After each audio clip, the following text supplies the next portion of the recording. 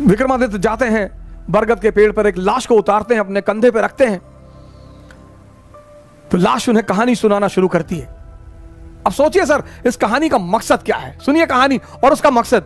लाश उन्हें कहानी सुनाना शुरू करती है कि एक आचार्य थे, उनकी बड़ी खूबसूरत सी बेटी थी। आचार्य के 3 शिष्य थे और तीनों उस लड़की को बहुत प्यार करते थे और तीनों बड़े योग्य थे। आचार्य जी को भी लगता था कि यार योग्य तो तीनों हैं, लड़की को भी लगता था कि योग्य तो तीनों हैं, तो शादी किससे करूं? बाप और बेटी दोनों बड़े कंफ्यूज थे कि विवाह किससे किया जाए।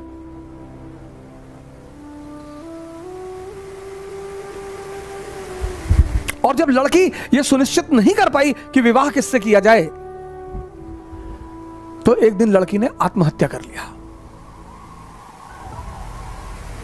अब जब लड़की ने आत्महत्या कर लिया, तीनों बड़े निराश हुए, गए, उसका दाह संस्कार किया।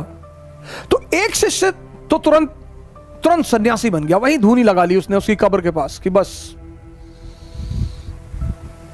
अब जीवन में कुछ करना ही नहीं, जिसको मैं प्रेम करता था वो बचा ही नहीं, तो अब जीवन में कोई सार नहीं, अब सिर्फ तपस्या करनी है और तपस्या करके ही जीवन को त्याग देना है। दूसरा फकीर बन गया, घूमने लगा देश विदेश में। उसे पता था कि हिंदुस्तान में कुछ संत हैं जो फिर से जीवित करने का मंत्र जानते हैं। लगा वो उन संतों को खोजने जो फिर से जीवित करने का मंत्र जानते थे। तीसरा जो उसमें था, वो डेली जाता था, उस मृत शरीर पे मसाला लेप लगाता था, साफ करता था, फिर उसे वहीं रख देता था। अब ये सिलसिला कुछ वर्षों तक चला, 2-4 वर्षों तक चला। तो वो जो घूम रहा था चारों तरफ, फकीर बन गया था, मंत्र की तलाश कर रहा था, पुनर्जीवन देने के मंत्र का जो तलाश कर रहा था, उसे एक दिन कुछ महात्मा लोग मिल गए, वो उस मंत्र को जानते थे। उसने उनकी सेवा की, उन्होंने उसे वो मंत्र सिखा दिया। जैसे ही उसने मंत्र सीखा, वो भगा वापस गांव की तरफ और वापस आकर उसने उस युवती को फिर से जिंदा कर दिया।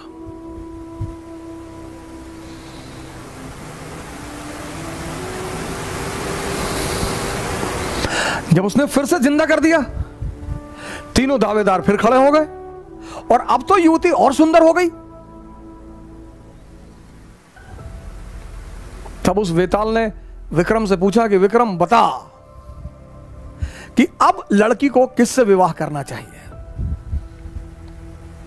अगर तेरे मन में उत्तर आ रहा है और तू जवाब नहीं देगा तो तेरे सर के टुकड़े टुकड़े हो जाएंगे, और अगर तूने जवाब दिया तो मैं तुझे छोड़कर चला जाऊंगा।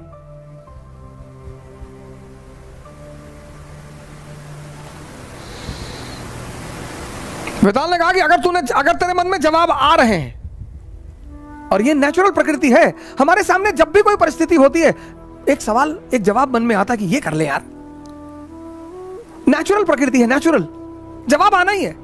तो वेताल ने कहा कि देख विक्रम, अगर तेरे मन में जवाब आ रहा है और तूने मुझे नहीं दिया तो तेरे सर के टुकड़े टुकड़े हो जाएंगे, और अगर दे दिया तो मैं चला जाऊंगा।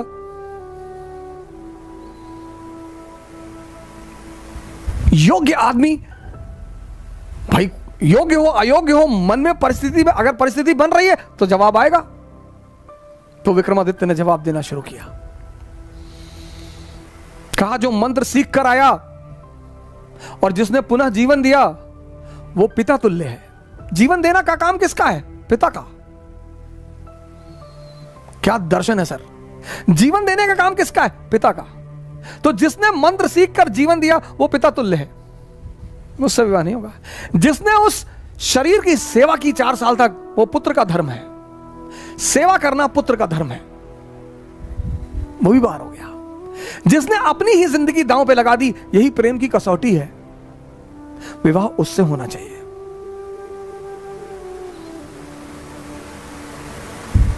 यह था शिक्षा देने का तरीका। और जैसे ही विक्रमादित्य ने जवाब दिया, वेताल उड़ चला कि तूने बोल दिया विक्रम। यानी अब सुनिए, इस कहानी का दूसरा उद्देश्य क्या है? मौन।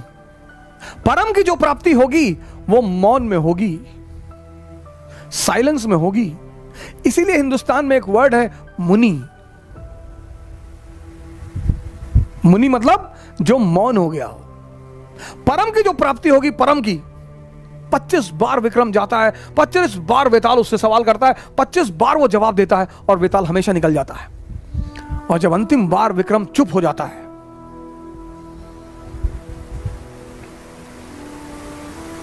यह थी भारत की शिक्षा पद्धति।